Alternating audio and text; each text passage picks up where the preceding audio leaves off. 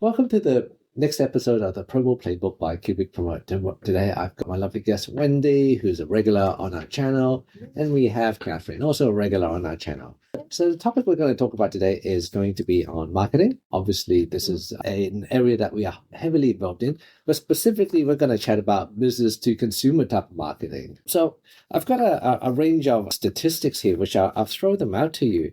So Wendy, take a guess. How many average touch points do you think is needed for a brand to be present in front of a customer in order for them to consider making a purchase order? So I know the number. Oh, you know the number, do you? 21, right? 21. Oh, that's actually the B2B number. Oh. So B2C is slightly different. We rarely touch on B2C. How about you, Catherine? Would you like to care to take a guess? I think it'd be more than that, maybe. Yeah, I think so. Especially for B2C, you'd need constant, ongoing touch points, just everywhere. So a number?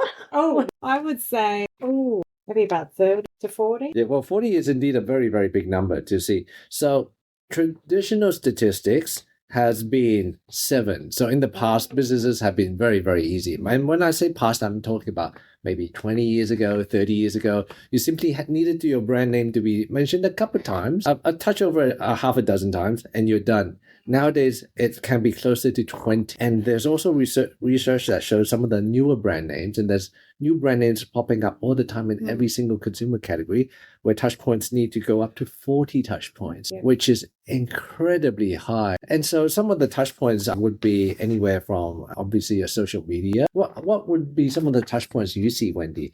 Because you're obviously a shopper. We all are shoppers. You see new brand names. Where do you typically see new brand names pop up?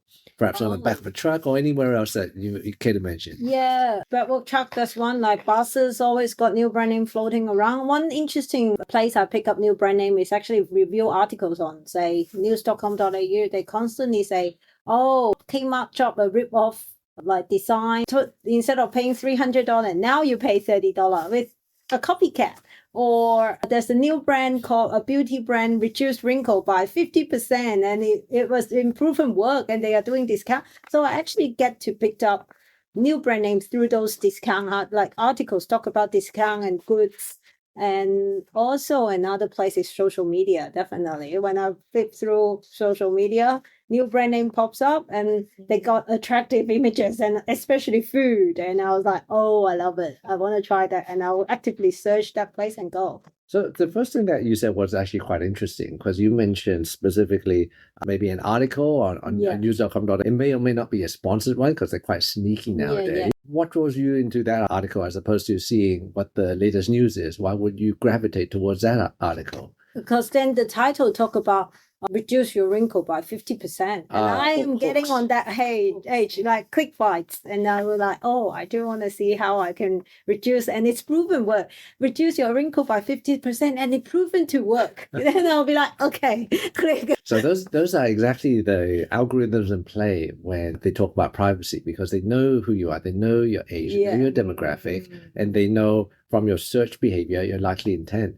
It's interesting. Okay, so that's where big data comes in. That's exactly right. Catherine, how about yourself? What are some of the touch points that you typically see in order for you to go, oh, that's a brand name that I like to try? I think a couple of days ago, we talked about bone broth and you found that as a good brand name. What were the steps leading up to you thinking, okay, that bone broth brand, I think I want to give it a try to see if it's any good. You know what? I think it was through social media, through an Instagrammer, and she posted about it.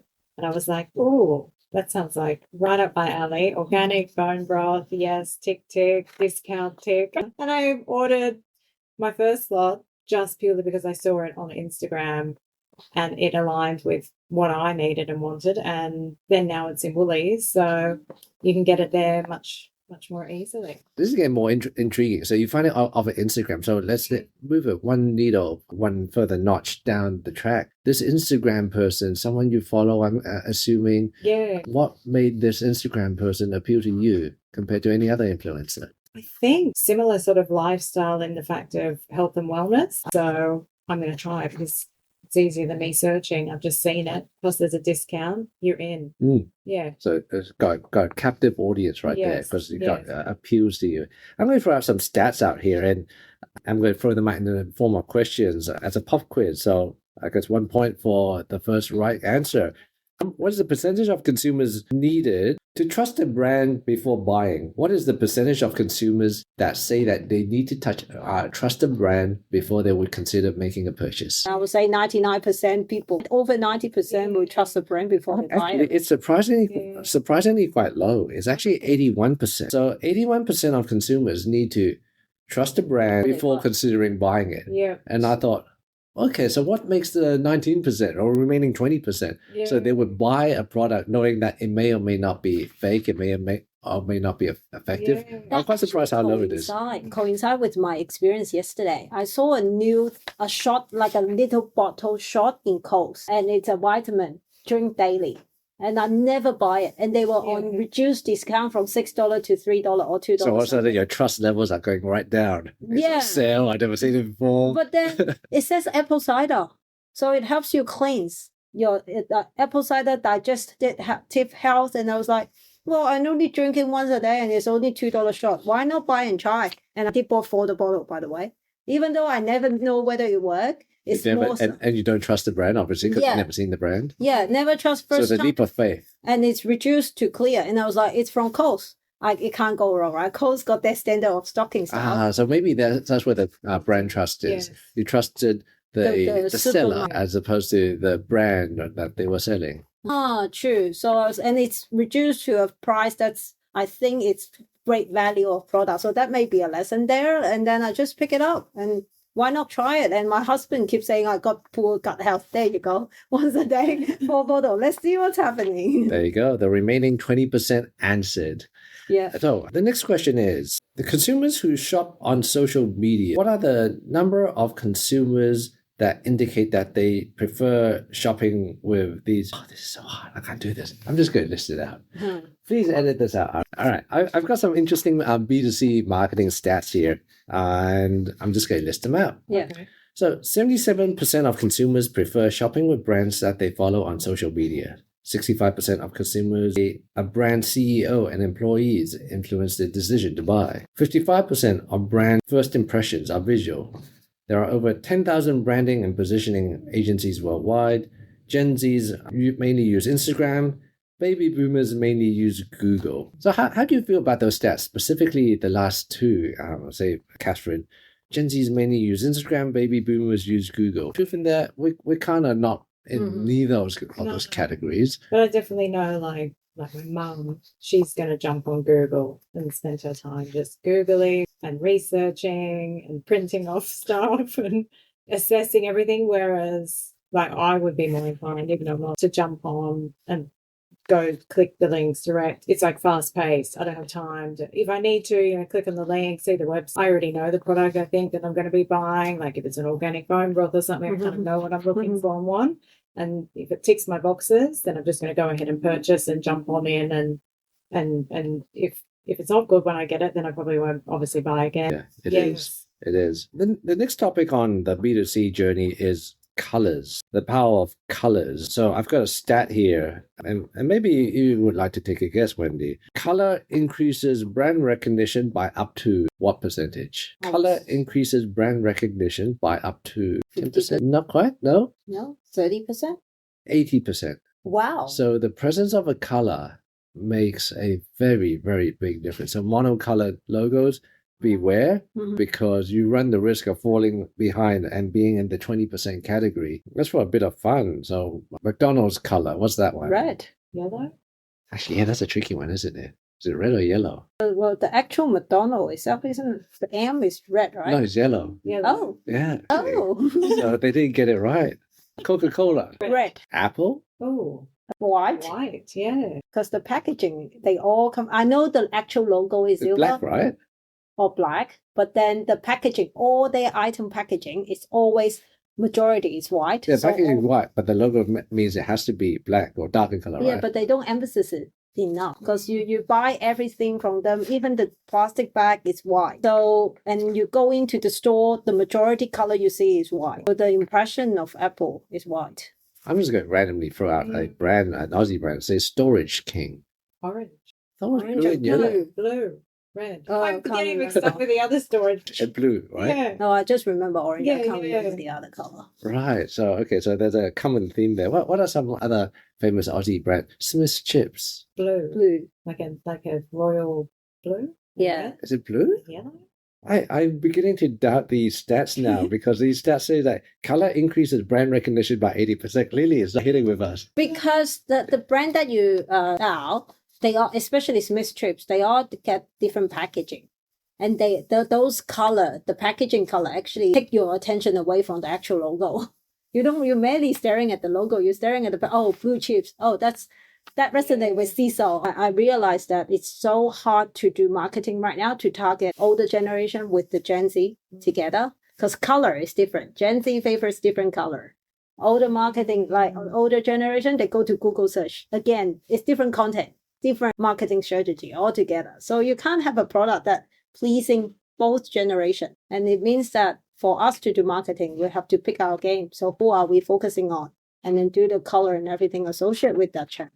Did you know that winding back to the 1940s, apparently you didn't need to do any marketing. You simply needed to have a good product and it sells itself. So things like, I assume the big pens, for example, that were invented back in the day, or even back in the day, Coca-Cola.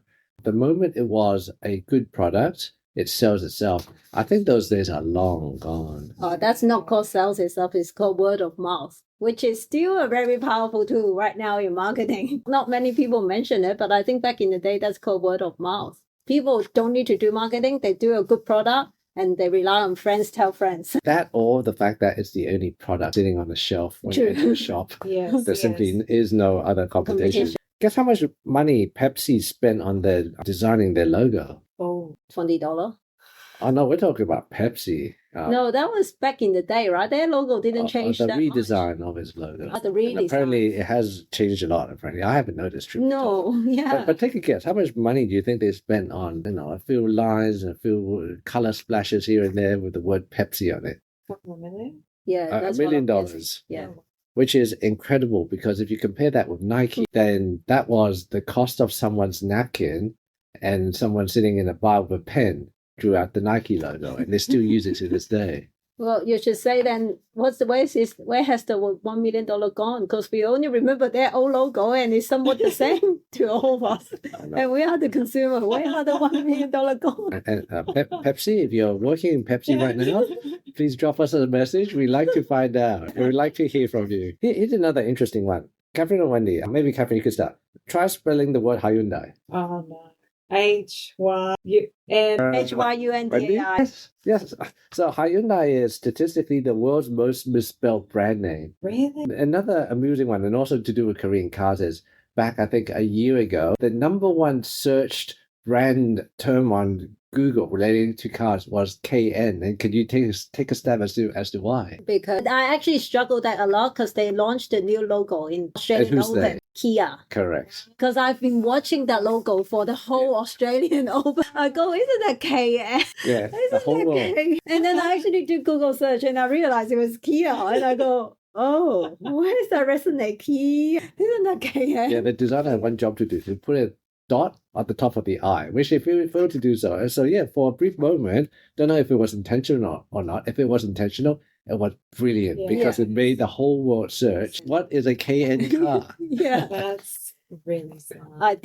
I'm one of them that's doing the search. Because I just can't realize what's KN. And that take away my attention from Australian Open. So it sounds like as a wrap up, the key takeaway is that multiple channels is needed for marketing nowadays. So everything from Google for boomers, to social media for a younger person, through to, well, in our case, promotional products for daily, continuously visible brand name, in order to hit those numbers. Because right now it seems to me it's a numbers game. It's the more numbers you hit, the more brand recognition. Brilliant. Well, ladies, thank you so much for joining me on this podcast. For those listening out there, please stay tuned for the next episode. Thank you.